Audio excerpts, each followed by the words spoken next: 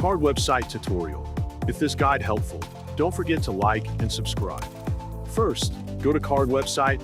On the homepage, click Sign Up or Log In if you already have an account. After logging in, you can click Choose a starting point. Browse through the template library and select one that matches your brand or business needs.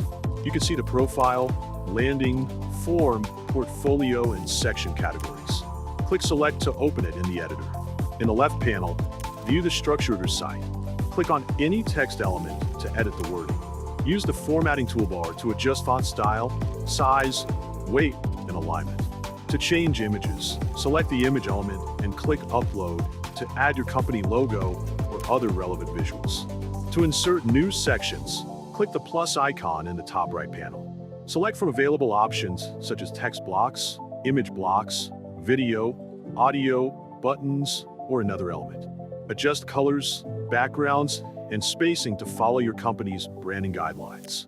When all edits are complete, click Publish in the top right. Select a free .card.co subdomain or connect a custom domain.